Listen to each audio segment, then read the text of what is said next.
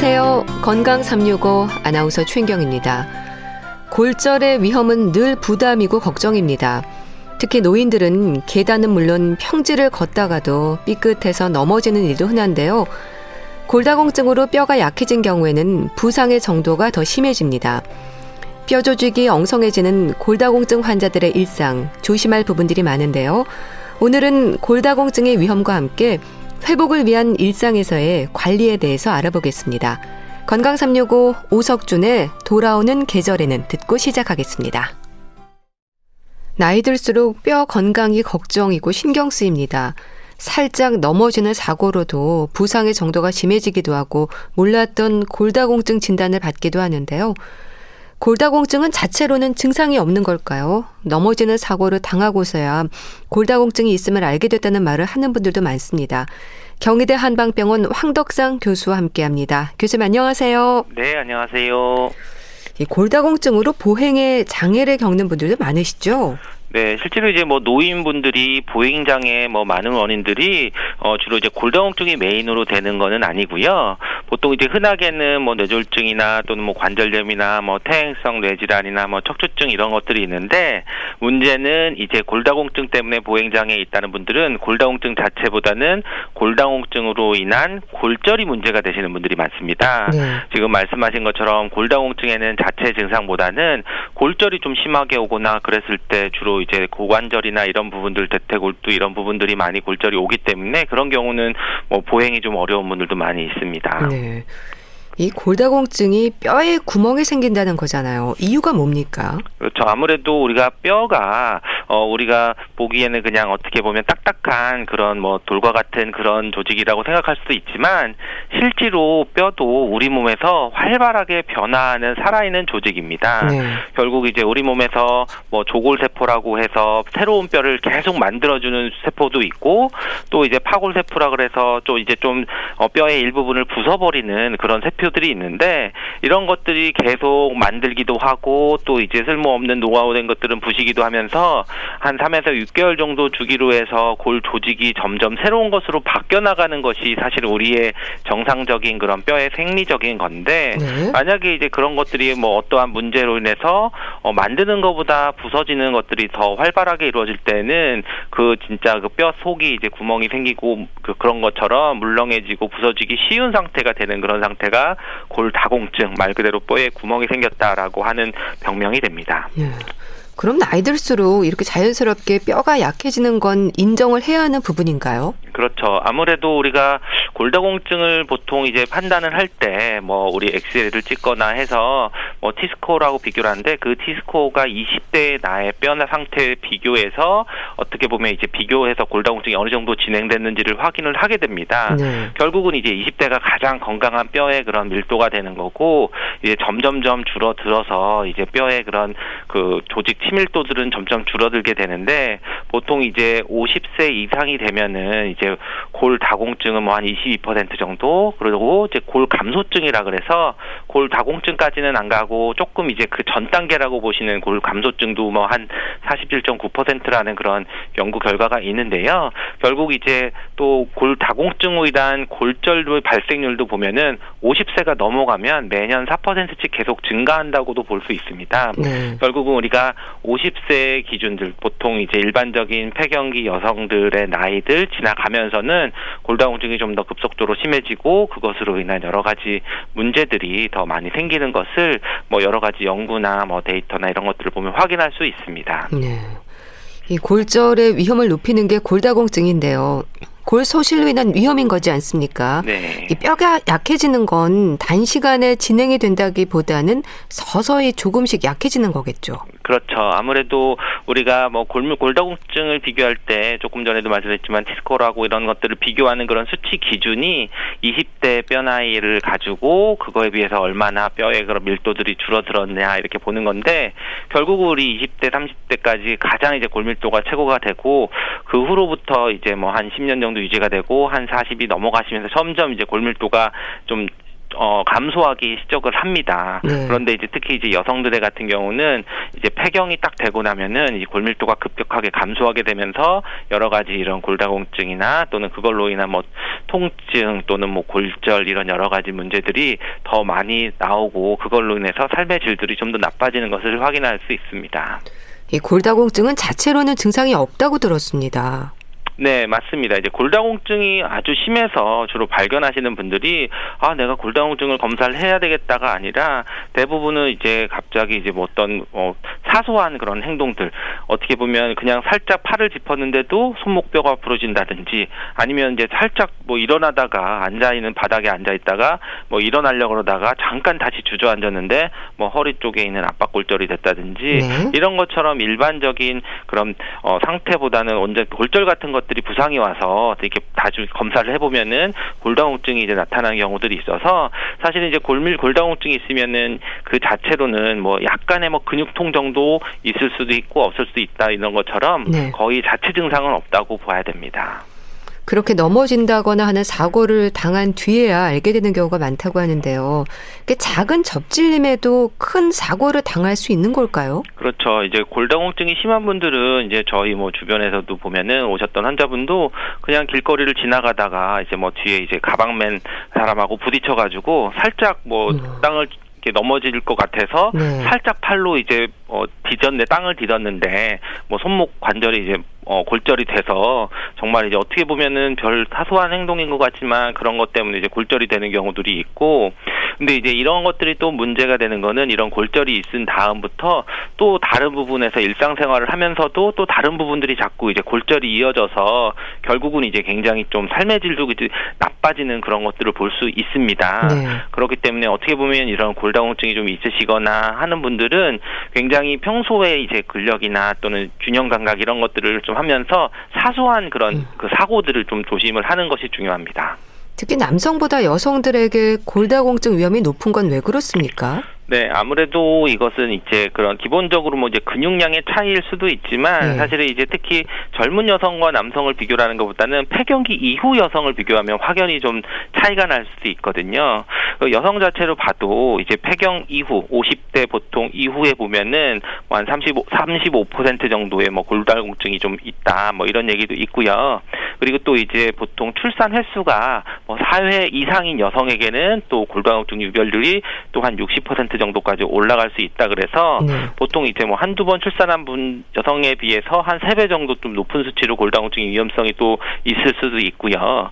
그리고 또 우리 출산 자체를 35세 이후에 출산한 여성이 뭐 20대 마지막 출산한 여성보다도 골다공증 위험이 좀 몇 배 높다는 그런 연구 결과도 있는데 결국 이제 남성과 다르게 여성은 어떤 이제 임신 출산이라는 그런 과정도 있고 또 그 과정과 또는 이제 폐경이라는 과정 어떻게 보면은 호르몬도 변화를 하면서 그것 때문에 좀 더 운동도 제한이 있고 근육도 약하고 그로 인해서 골밀도가 좀 더 감소되는 그런 위험성들이 더 많이 높아집니다. 그러니까 폐경기를 전후로 위험이 높아진다는 건 호르몬의 변화가 큰 이유라는 건데요. 이 여성 호르몬인 에스트로겐과 골량이 어떤 연관이 있는 건가요? 그러니까 호르몬이 뼈의 질적인 부분도 관여를 하는 겁니까? 네, 기본적으로 이제 에스트로겐이 그 우리 뼈를 형성하는 조골세포를 자극한다고 합니다. 결국은 우리 골다공증이라는 것은 뼈가 끊임없이 뼈를 만들고 끊임없이 이제 부수는 파골세포와 조골세포의 균형인데 특히 이제 에스트로겐이 부족하면은 이 조골세포 뼈를 만들어주는 이 세포의 작용을 못하게 하는 것이 아마 그런 직접적인 원인이 될 거다라고 하는 그런 얘기가 있고 이론이 있고요. 그래서 이제 실제로 이제 뭐 폐경하고 나서 뭐 보면은 한 5에서 10년 후에 50대가 넘어가면은 그 이전보다도 한 골 감소가 골밀도가 줄어드는 속도가 뭐 5에서 10배 정도 빠른 속도로 줄어든다고 할 정도로 어떻게 보면 조골세포의 그런 작용을 해서 골감소증, 골다공증이 생기게 됩니다. 네. 음주와 흡연도 골다공증의 위험 요인이라는 건 맞는 얘기인가요? 그렇죠. 가장 이제 좀 우리가 골다공증이 그러면 왜 그럼 이렇게 심해지거나 위험 요인들 또는 한번 골다공증이 오면은 이게 또 치료가 되거나 회복되는데 또 많은 시간이 걸릴 수 있기 때문에 항상 이런 예방들이 중요한데요. 예방들 중요할 때 이제 술이 이제 또 하나의 문제가 되는데 기본적으로 이제 알코올이 어떻게 보면 좀 독성이 있는 부분이 좀 이제 골을 만들어주는 그 골화세포의 성장이 억제되거나 또는 이제 골을 만들어주는 균형이 깨진다고 합니다. 그래서 이런 것들이 이제 만성적으로 먹는 음주하는 사람들을 보면은 역시 이제 골다공증이 심하게 나타나고, 그리고 또 이제 술을 또 많이 먹는 분들은 다른 영양 섭취가 좀 이제 불균형해지기 때문에 그것 자체로 좀 문제가 돼서 기본적으로 이제 하루에 뭐 한 2잔 이하 정도, 뭐 1잔 이하 정도로 좀 술을 마시거나 또는 이제 술 마실 때는 꼭 비타민 D를 보충을 해줘야 예방이 된다고 얘기를 하는 그런 결과도 있고요. 그리고 또 흡연은 당연히 뭐 담배 연기 속에는 뭐 각종 중금속도 많고 유해 성분도 있기 때문에 이런 것들 이제 뼈를 만드는 세포의 작용을 억제하기 때문에 이것 때문에 또 흡연을 많이 하시는, 특히 이제 남성보다도 어떻게 보면 여성 흡연자들이 조금 더 뭐 이런 뼈의 골다공증 가능성이 높아지는 것들을 또 알 수 있기 때문에 기본적으로 이제 흡연은 이제 다 좀 주의를 하셔야 되고요. 또 흡연과 음주랑 또 같이 약간 따라오는 게 커피도 얘기를 많이 하죠. 카페인이요? 카페인. 그래서 어떤 뭐 외국의 뭐 역학 연구에 따르면은 하루에 뭐 4잔 이상 커피를 섭취했던 사람이 1잔 이하를 섭취한 사람보다는 골감소증을 이제 그 초래를 했다, 이런 연구도 있는 것처럼 이제 커피도 너무 많이 뭐 하루에 뭐 여러 잔 드시지 말고 보통 이제 1잔 정도나 뭐 2잔 정도로 해서 좀 적당히 드시는 것들이 좋습니다. 운동 부족은 어떻습니까? 평소 운동에 소극적인 분들도 많거든요. 그렇죠. 아무래도 이제 우리가 골밀도를 유지하는 거, 이런 거에서 가장 이제 중요한 게 이제 골다공증인데요. 이거를 이제 좀 극단적으로 보여주는 게, 우리가 뭐 우주 여행을 하는 우주 비행사들, 이런 분들을 보면 이제 중력을 없는 상태에서 무중력 상태로 있다 보니까 오히려 이분들이 어떤 그런 비행을 하고 나서 다시 돌아오면은 뭐 일주일 동안 뭐 평균 교량의 1%를 잃어버렸다, 뭐 이런 그 내용도 있더라고요. 결국은 우리가 그 중력이 있고 그 골다공증을 예방하는 데는 이 중력이 있는 체중 부하 운동이 가장 중요하거든요. 뭐냐면 내가 중력을 받으면서 걸어 다니거나 할 때 내가 관절에 있는 근육들도 작용을 하지만 그와 뼈와 뼈 사이를 자극을 주는 것들이 이 조골세포의 운동들을 활성화되는 거, 결국은 그냥 뭐 하중을 주지 않는 뭐 수영이나 이런 거보다는 하중을 주는, 중력에 좀 힘을 받는, 위아래로 움직여주는 그런 것들이 조골세포를 조금 더 작용을 원활하게 할 수도 있고요. 그리고 또 이제 그렇게 움직이거나 운동을 하면서 근육들이 당겨지는데 근육들이 주로 붙는 게 뼈의 말단들이거든요. 그럼 또 이제 그런 부분들이 주로 이제 또 그런 근육을 골다공증을 이제 좀 강화시켜주는 그런 것들이 있고, 또 이렇게 육체적인 여러 가지 하면서 어떤 호르몬 분비나 이런 거를 통해서 뼈나 근육의 발달을 영향을 주는 호르몬도 증가해서 운동은 정말 필수적이고, 그런 것들을 안 했을 때 오히려 골다공증이 좀 더 심해지는 것들을 확인할 수 있습니다. 네. 가족력의 위험도 있을까요? 네, 아무래도 이제 골다공증도 뭐 가족력이 있습니다. 그래서 골다공증 중에 이제 그리고 고관절 골절을 겪었던 분이나 또는 이제 등이 이렇게 굽어서 골다공증으로 인해서 압박골절이하고 등이 굽는 경우에는 그 이제 밑에 자녀분들이 이제 골다공증의 위험이 고위험군 확률일 수 있다, 그런 확률이 높다, 그런 내용도 있고요. 근데 이런 거는 또 어떻게 보면 이제 유전적인 걸 수도 있지만, 또 한편으로는 가족들이 이제 주로 식습관이나 또는 이제 자세나 또는 뭐 이제 운동하는 이런 생활 습관도 굉장히 중요하거든요. 그러니까 이제 가족력이 있다고 그냥 막연하게 좀 두려워하거나 걱정을 하는 것보다는 이런 골다공증을 예방할 수 있는 운동이나 식습관 이런 거를 좀 바꾸신다고 하면은 충분히 예방을 하고 뭐 좋은 그런 골밀도를 유지하실 수 있습니다. 또 갑상선 질환과 같은 다른 질환으로도 이 골다공증의 위험은 높아질 수 있다는 말도 있습니다. 연관이 있을까요? 네, 뭐 우리가 한 연구에서는 이제 폐경기에서 갑상선 자극 호르몬 억제법을 이제 사용을 하면은 뭐 골밀도 감소를 해서 골다공증의 위험이 증가할 수 있다, 그런 연구 결과도 있는데요. 결국은 이제 이러한 뭐 갑상선 자극 호르몬 억제 요법이나 이런 것들은 이제 갑상선 암 수술 받은 여성들이 좀 받거나 이제 그러는 분들이 관여를 하기 때문에 이럴 때에는 이제 이런 치료를 좀 받아야 되거나 하실 때는 골다공증 예방에 조금 주의를 하셔야 되고, 그 외에도 뭐 스테로이드 제제 약물들이나 이제 다른 그런 골밀도를 영향을 주는 약물을 드실 때는 항상 좀 골밀도를 유지하기 위해서 노력을 하셔야 됩니다. 이 골절 위험이 다리에만 제한되는 건 아닌 거죠. 뭐 고관절이나 손목 골절도 흔한데 이런 부분도 골다공증으로 인해서 부상의 정도가 심해진다거나 하는 겁니까? 그렇죠. 아무래도 우리가 제일 이제 그 큰 문제는 이제 고관절에 있는 대퇴골두가 이제 골절이 되는 게 아무래도 이제 정말 삶의 질이 나쁘고 또 보통 또 연세 드신 분들이 고관절이 골절이 되면은 뭐 수술을 받기도 어렵고 또 수술을 받는다고 해도 거동이 불편하다 보니까 뭐 폐렴이나 또는 뭐 욕창이나 또 그래서 이제 사실 사망률이 좀 이제 올라가십니다. 그래서 한 10에서 20% 1년 안에 사망할 수도 있다. 뭐 이런 것처럼 고관절이 이제 가장 좀 큰 영향을 미치기 때문에 좀 문제가 많이 되고 관심이 되는데요. 네. 그렇지만 흔하게는 또 이렇게 뭐 손발에 딛거나 아니면 척추 쪽을 주저앉았는데 척추가 이제 압박골절이 된다든지 하는 것처럼 그 모든 전신에 있는 뼈들이 뭐 사소한 행동에 의해서 다 골절이 될 수 있기 때문에 그런 것들은 이제 그런 부위 자체에 있는 골절도 문제지만 또 이제 2차적으로 내가 손이 뭔가 불편하니까 또 행동할 때 뭔가 부자연스러워서 또 다시 넘어지거나 해서 또 다른 부분이 골절이 되거나 이런 식으로 여러 가지 연관이 되는 그런 문제들이 있을 수 있기 때문에 네. 사소한 골절이라고 해서 그냥 뭐 쉽게 넘어가시면 안 되고 꼭 치료를 잘 받으시고 생활 개선을 하셔야 됩니다. 허리가 좀 구부정해지는 건 어떨까요? 그 뼈 건강을 생각하면 허리의 변화도 골다공증과 연관이 있다는 생각을 하게 되는데요. 그렇죠. 아무래도 이제 우리가 단순히 이제 구부정한 거는 뭐 이제 복근이 좀 약해졌다든지 그럴 수도 있지만 이제 아주 이제 허리가 이제 굽는 거는 척추 압박 골절이 있죠. 그러니까 골다공증 척추 자체가 골밀도가 약해져서 우리가 딱 주저앉으면서 넘어졌는데 이제 척추가 한쪽이 눌려지면서 척추뼈가 이제 뭐 사각형이라고 하는 모양을 가지고 있는데 그게 이제 찌그러지면서 어떻게 보면 주저앉으면은 그 주저앉은 쪽으로 이제 허리가 굽게 되는 거죠. 네. 그럴 때는 사실은 이제 여러 가지 그 허리도 굽고 그런 것 때문에 뭐 그 압박이 된다든지 여러 가지 호흡도 좀 약해지고 또 그러면서 후유증과 관련돼서 여러 가지 그런 사망 위험들 올라간다든지 네. 이런 문제들이 생길 수 있습니다. 그리고 심한 재채기나 기침을 하다가도요, 척추 건강에 문제가 생길 수 있다고 하던데 이 골다공증으로 뼈가 약해진 노인들에게 생길 수 있는 겁니까?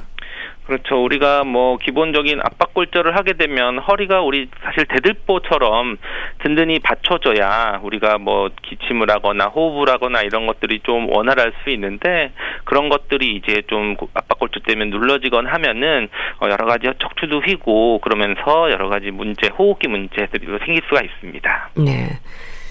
이 골절이라는 말 앞에 골다공증성 골절이라는 전제가 붙는 경우도 있는데요. 이건 또 차이가 있는 건가요?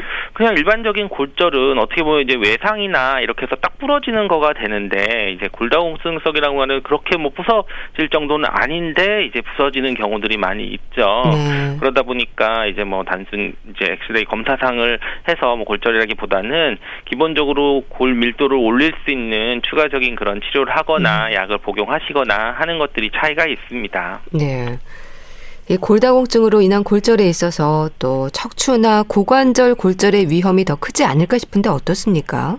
네, 아무래도 이제 그런 위험성 어느 골절이 잘 이루어진다보다는 좀 심각하게 이제 뭐 삶의 질이나 건강상의 문제를 일으키는 것은 고관절의 골절이 가장 위험성이 큰 거고요. 네. 그렇지만 이제 또 그런 것들로 뭐 척추관 골절이나 이런 압박 골절 이런 거를 통해서도 사실 여러 가지 허리가 굽기 때문에 또는 척추가 또 이게 그 휘기 때문에 그것 때문에 호흡도 좀 어려워지고 여러 가지 삶의 질이 나빠지기 때문에 그 척추나 고관절 골절의 그런 위험성을 좀 높게 보고 있습니다. 네. 사실 이 골다공증으로 인한 부상은요, 단시간에 치료가 되는 게 아니지 않을까 싶은데 그런 만큼 재활의 시간이 또 중요할 것 같습니다. 어떻습니까? 네, 아무래도 우리가 골다공증이 아니고 그냥 뭐 다른 외상으로 인한 골절들이라고 하면은 그냥 물론 심한 경우는 이제 수술을 하겠지만 어떻게 보면 자연스럽게 뼈가 회복되는 뼈가 만들어지는 세포들도 원활하기 때문에 뭐 일정 기간 시간 뭐 한 달 이내에서 좀 많이 치료가 잘 되고 회복이 될 수 있다고 보면은 물론 골절 양상에 따른 다르긴 하지만 네. 이런 골다공증은 그것 자체가 이제 파골세포 조골세포 뼈를 만들어지는 능력도 좀 부족하고 그리고 또 이제 영양이 불순해서 또 올 수도 있기 때문에 기본적으로 이런 골절 치료와 더불어서 또 이런 칼슘이나 또는 뭐 비타민 D라든지 또는 뭐 다른 약물이라든지 네. 이런 보조적인 치료까지도 같이 고려를 하시고 장기적으로 근력을 강화하는 그런 재활의 시관이 굉장히 중요하고 삶의 질에 그런 영향을 미칩니다. 그래서 또 침 치료를 꾸준히 받는 분들도 많던데요. 이 침 치료가 주는 효과로는 어떤 부분을 기대할 수 있을까요? 네, 아무래도 이제 골다공증으로 오셔서 뭐 골절이 있거나 또는 뭐 다른 부분에 이제 통증들을 많이 유발을 하는 것들에 대해서 이제 침 치료가 효과가 있는데요. 물론 이제 침에서는 단순히 이제 우리 침을 있지만 또 어떤 연구에서 이제 약침 치료를 했을 때 오히려 좀 이제 뼈를 재생해주는 그런 그 효과가 또 있는 그런 약침도 있기 때문에 이런 것들을 그 증상에 맞춰서 뭐 골다공증 자체를 치료하는 것도 있지만 그걸로 인한 어떤 통증을 좀 개선을 시키고 그리고 좀 더 몸을 좀 회복되는 데 도움이 될 수 있는 방법으로 침 치료도 같이 병행할 수 있습니다. 또 부항이나 뜸과 같은 치료도 있잖아요. 이런 부분들도 도움이 될까요? 아무래도 이제 부항이나 뜸은 어떻게 보면 이제 뼈 자체보다는 뼈 주변에 있는 이제 근육들을 이완시켜주거나 혈류순환들을 좀 개선을 시킬 수 있기 때문에 그것 또한 마찬가지로 통증이 있거나 했을 때 그냥 단순히 이제 다른 치료도 더불어서 같이 이제 병행할 수 있는 그런 치료로 활용할 수 있습니다. 뼈에 좋다는 음식은 어떻습니까? 이 골다공증 위험이 없는 건강한 상태에서는 도움이 되지만 이미 골다공증인 상태에서는 멸치를 비롯해서 이 뼈에 좋다는 칼슘 섭취도 도움이 안 된다는 말도 하거든요. 네, 물론 뭐 골다공증이 왜 왔느냐 원인에 따라서는 뭐 이제 칼슘 섭취가 원인이 되느냐 아니냐 얘기를 할 수 있지만 기본적으로 이제 가장 골밀도가 좀 낮은 골다공증이신 분들은 칼슘 섭취가 가장 이제 우선이 되겠죠.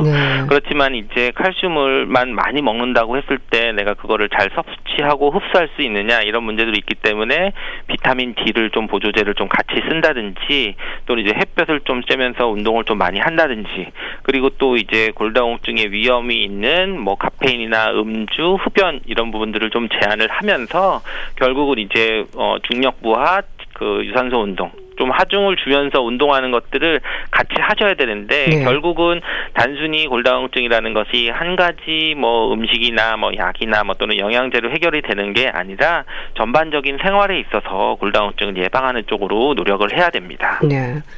또 나이 들수록 체중 관리를 잘해야 한다고 하는데요. 비만을 경계하는 것만큼이나 저체중의 위험에도 신경을 써야 한다고 들었습니다. 그런가요? 네, 기본적으로는 이제 폐경기 여성들이 보면은 어떻게 보면 살짝 과체중이신 분들이 오히려 골다공증이나 골밀도가 훨씬 그 적은 골감소증이 적은 모를 확인할 수 있거든요. 결국은 우리 몸에서 지방이라는 게 무조건 나쁜 것은 아니고 어느 정도 호르몬을 만드는 원료도 되고 또 말초지방에서 약간 여성 호르몬을 만들 수도 있습니다. 그리고 이제 그 골다공증 관점에서 보면은 오히려 너무 많은 저체중은 오히려 골밀도에 좀 나쁜 연관성이 있기 때문에 기본적인 먹고 섭취하는 영양 부분들을 개선하는 것과 마찬가지로 어느 정도 체중들을 좀 유지를 해주는 게 그게 아주 고도비만이나 이런 거는 안 되지만 약간 과체중 정도까지는 골다공증을 위해서는 뭐 괜찮다고 볼 수 있습니다. 네.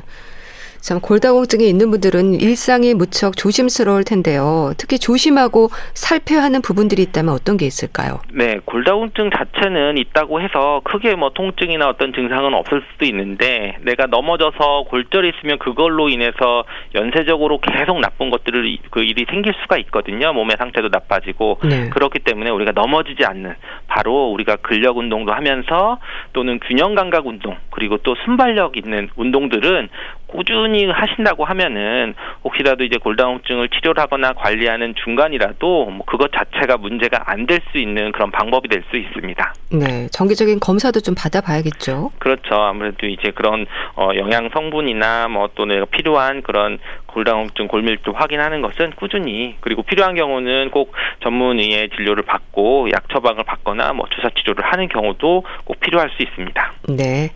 자, 말씀 잘 들었습니다. 오늘은 골다공증에 대해서 알아봤는데요. 경희대 한방병원 황덕상 교수와 함께했습니다. 감사합니다. 감사합니다. KBS 라디오 건강 365 함께하고 계신데요. 정수라의 환희 듣고 다시 오겠습니다.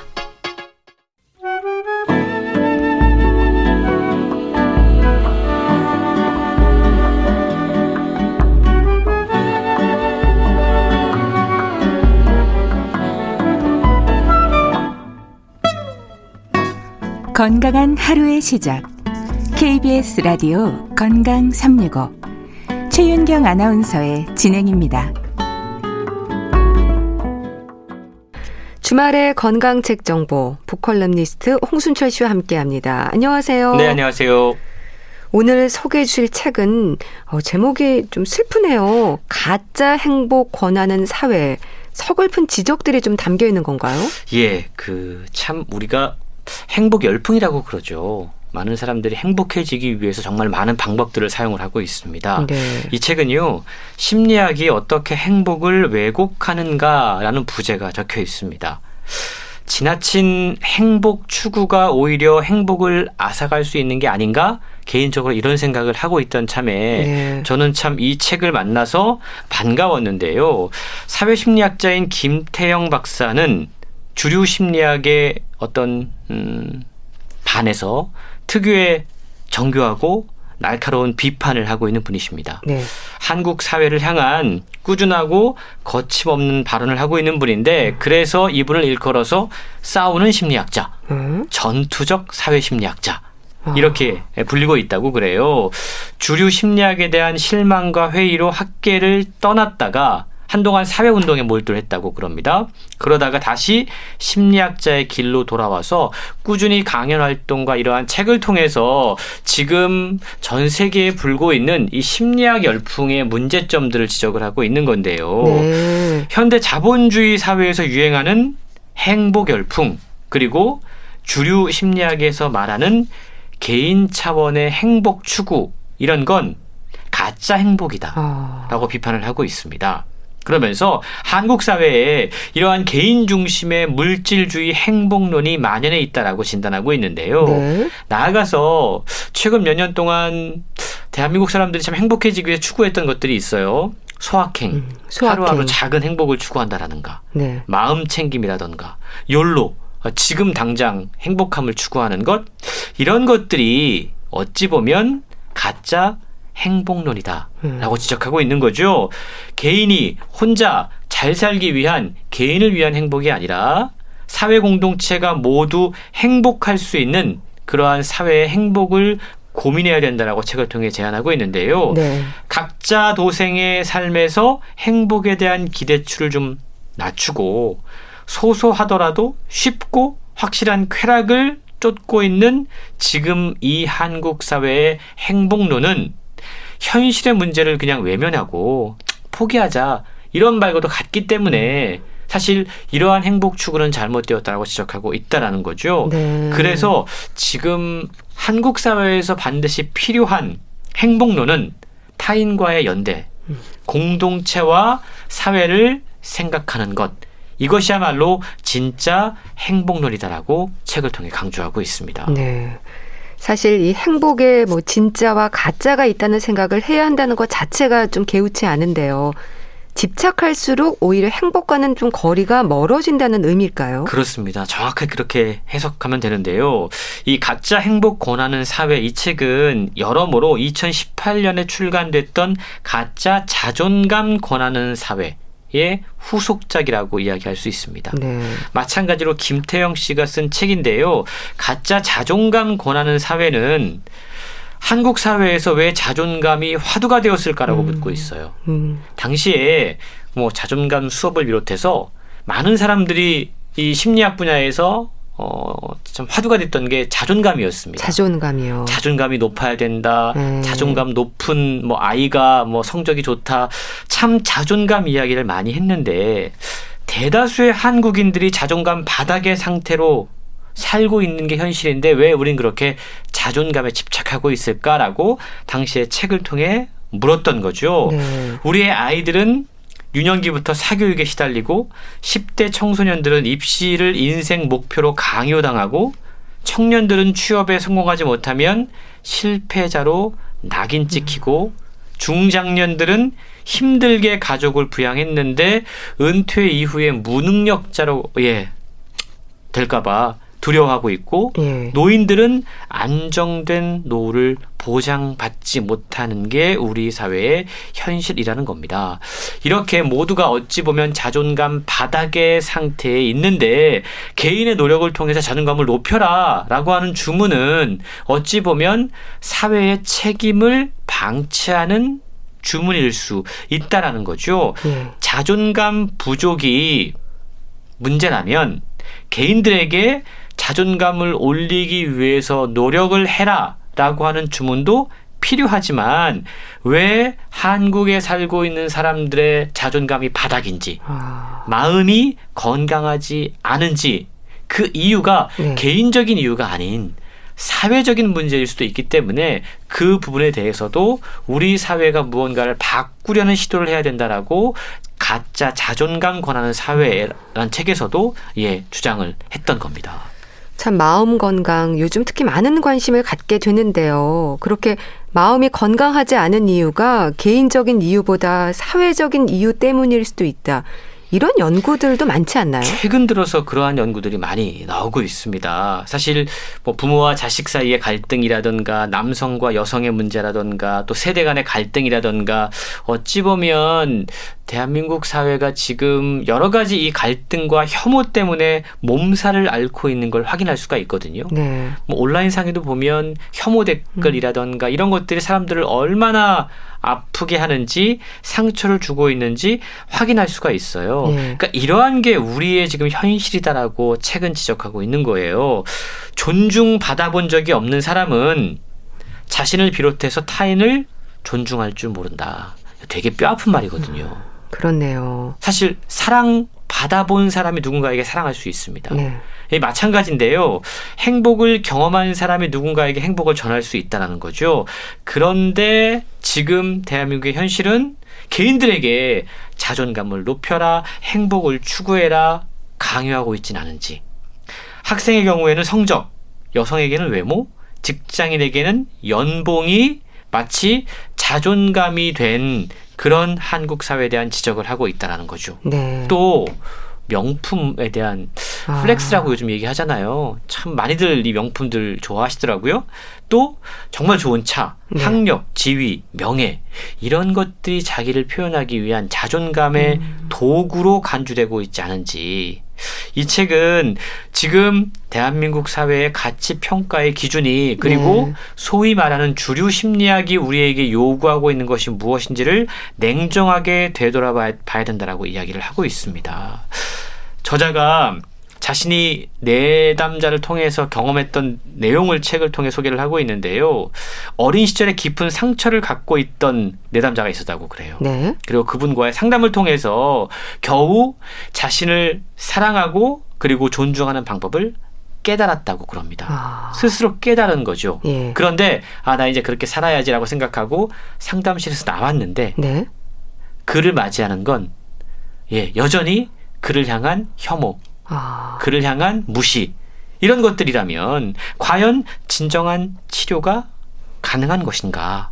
가족과 친척, 친구들이 여전히 취직하지 못한 그를 비난하고 알바생이라는 이유 때문에 그를 무시한다면 그는 과연 진정한 치료가 가능한 것인가? 라고 질문하고 있는 겁니다. 그렇군요.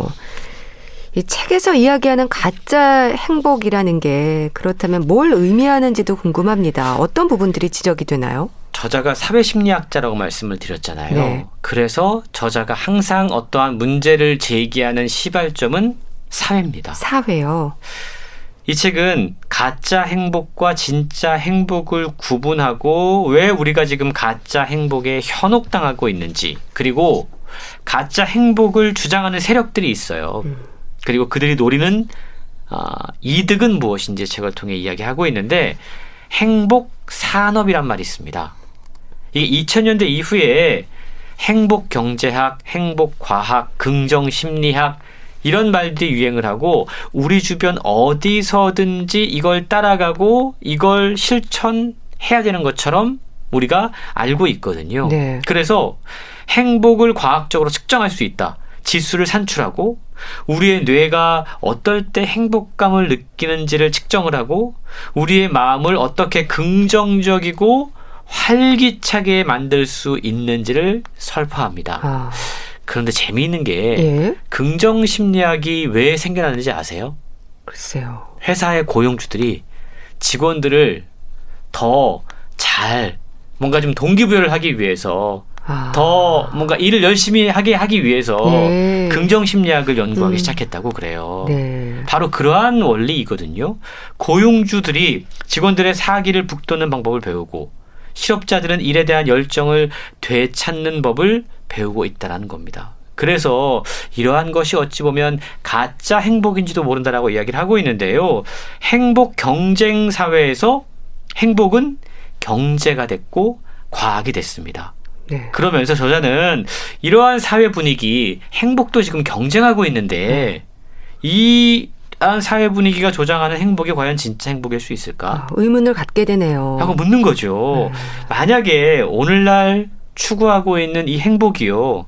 진짜 행복이라면 2021년을 살아가고 있는 우리가 네.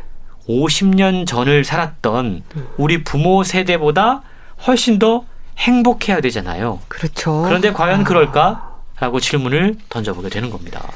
참 과학기술과 의학이 발전하고 우리 삶은 점점 더 편리해지고 있는 것 같은데 그렇게 우리는 점점 더 과연 행복할까? 이렇게 질문을 던지면 행복과 멀어지는 것 같은 느낌도 들거든요. 그렇습니다. 그래서 최근이요. 단언해요. 오늘날 사람들은 행복하지 않다. 그렇군요. 슬프네요.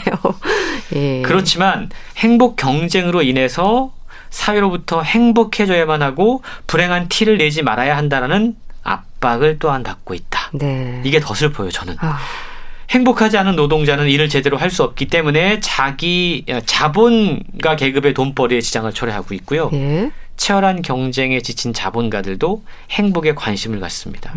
이러한 것들이 복합적으로 작용한 게 바로 행복 열풍이고 행복 경쟁이고 행복 산업이다. 책에서 저자가 지적하고 있는 부분인데요. 네. 무엇이 우리를 행복하게 해줄까 그러면 몇 가지 대표적인 지표들을 한번 되짚어 보자고요. 흔히들 돈이 우리를 행복하게 해준다라고 믿고 있습니다. 경제력이죠. 예. 그런데 2021년 정말 대한민국 사회가 지금 돈에 열광하고 있잖아요. 예. 근데 우리 대한민국의 모습이 지금 행복할까? 라고 질문해 볼 수 있다는 거죠. 책은 돈을 쫓을수록 더 불행해지는 한국 사회를 묘사하고 있습니다. 네. 돈이 곧 행복이다라고 하는 게 물질주의 행복론인데요. 이건 결국 개개인이 자신의 생존을 책임져야 하는 각자 도생의 원리가 여기에 내포되어 있다는 겁니다. 치열한 경쟁에서 살아남기 위해서 혼자 분투해야 되는 우리 사회의 지배적인 믿음이 여기에 깔려 있다는 거죠. 네. 돈을 벌지 못하면 생존이 불가능한 사회, 돈을 기준으로 사람의 가치를 평가하고 차별하고 무시하는 사회에 여기에서 사람들은 늘 어떠한 불안감, 생존 불안, 네. 존중 불안 이런 것들에 시달리게 되고 마음의 병을 앓게 된다는 건데요. 네. 만족감을 모르는 돈에 대한 욕구, 결국 우리 모두를 불행하게 만들고 있다고 책은 지적하고 있습니다. 네. 그렇다면은 진짜 행복, 이 책에서 알려줄까요? 사회나 타인을 신경 쓰지 않고 개인의 안정과 평온을 누리거나 아무런 걱정 없이 그냥 하루하루 평안하게 사는 것, 이것이 행복일까? 이건 잘못된 견해다라고 이야기를 하고 있습니다. 네. 산업재해로 하루에 약 6명의 노동자가 죽고 있고 자살로 하루에 수십 명의 이웃이 죽고 있는데 네. 나 혼자 그냥 아무 걱정 없이 살거나 명상이나 마음 챙김이나 이런 것들을 통해서 나 혼자의 마음을 평화를 누리며 살아가는 것, 이게 어찌 보면 행복이 아닐 수도 있다. 네. 가짜 행복일 것이다라고 책은 지적하고 있는데요. 사회를 위한 창조 활동 그리고 사회적 부정의를 반대하는 투쟁들을 외면하고 네. 개인들의 안식과 평온을 추구하는 건 가짜 행복이면서 반사회적인 행위다라는 것이죠. 책이 결국 하고 싶었던 이야기는 이거인 것 같아요. 네. 라틴어 가운데 시 발레스 베네 발레오 라는 말이 있습니다. 이게 고대 로마 사람들이 편지 쓸 때 서두에 썼던 문장인데요. 당신이 안녕하다면 나도 안녕합니다. 당신이 평안하다면 나도 평안합니다. 라는 뜻이라고 그럽니다. 이게 안부를 묻는 말이에요. 예. 우리의 형제, 친척, 이웃에게 평안과 안녕을 빌어주는 따뜻한 아름다운 마음, 이것이 결국 진짜 행복이고 결국 우리가 추구해야 되는 참된 바람직한 행복의 모습이다라고 책은 설명하고 있습니다. 네. 그러니까 나 혼자만이 아니라 사회나 가족 이런 이웃들이 다 같이 노력을 해야 될 것 같아요. 진짜 행복을 추구하기 위해서는 또 연습을 해야 되지 않을까 그런 생각도 드네요. 그렇습니다. 사실 우리가 어느 순간부터 나 혼자의 삶을 추구하는 우리가 각자도생이라고 이야기를 하는데 내가 잘 살면 됐지 뭐 나만 잘 살면 됐지라는 생각들을 하잖아요. 근데 그것과 더불어서 내 이웃의 삶은 건강한가? 네. 사실 코로나19 시대에 우리가 더욱더 그러한 안부를 묻는 게 어려운 시대가 되었는데 그럴수록 우리 주변을 돌보는 것이 결국 나를 돌보는 길이라는 걸 깨달았으면 좋겠습니다. 네. 정말 당신이 평안하면 나도 평안합니다. 이런 마음이 필요하지만 쉽진 않은데 연습을 좀 해봐야겠습니다. 자, 건강책 정보, 가짜 행복, 권하는 사회 또 알려드렸는데요. 북컬럼니스트 홍순철 씨와 함께했습니다. 감사합니다. 고맙습니다. 홍경민의 내 남은 사랑을 위해 보내드리면서 인사드릴게요. 건강365 아나운서 최인경이었습니다. 고맙습니다.